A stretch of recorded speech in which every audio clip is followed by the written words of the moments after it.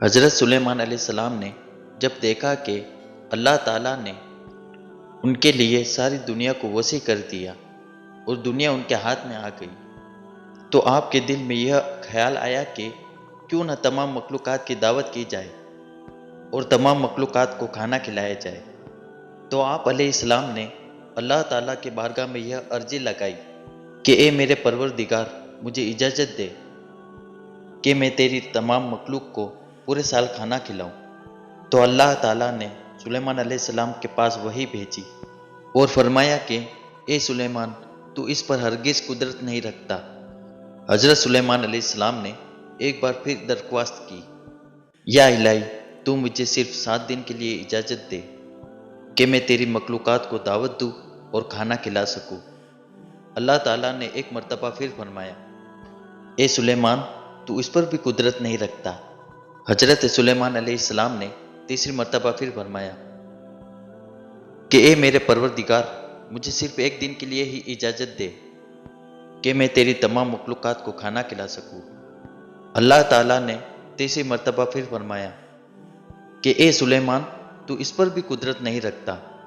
یہ کہہ کر اللہ تعالیٰ نے حضرت سلیمان علیہ السلام کو 1 دن کے لیے سبھی مخلوقات کو کھانا کھلانے کی اجازت دے دی۔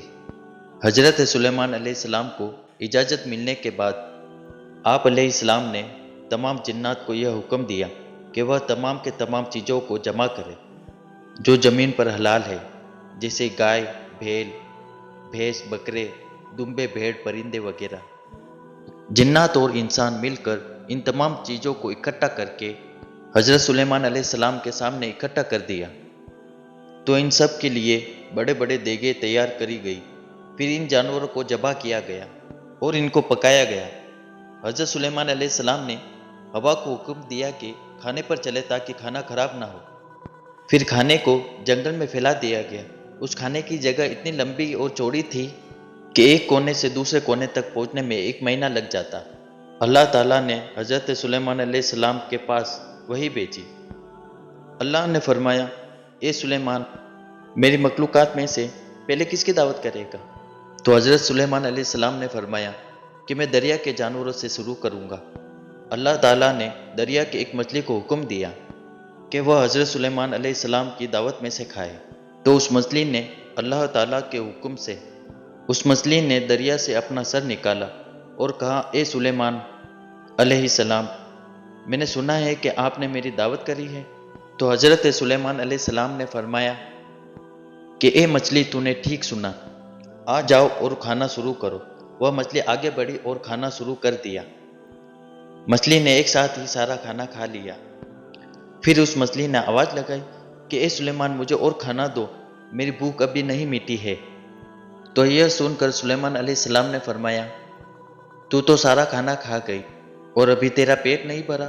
تو مچھلی نے کہا، سلیمان، کیا مہمان کے لیے میزبان کا یہی فرض ہوتا ہے؟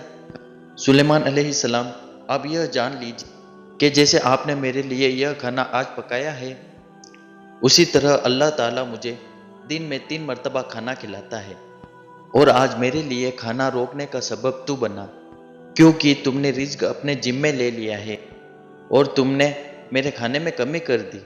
یہ سن کر حضرت سلیمان علیہ السلام نے اللہ تعالیٰ کے سامنے سجدہ کرتے ہوئے گر پڑے اور رونے لگے۔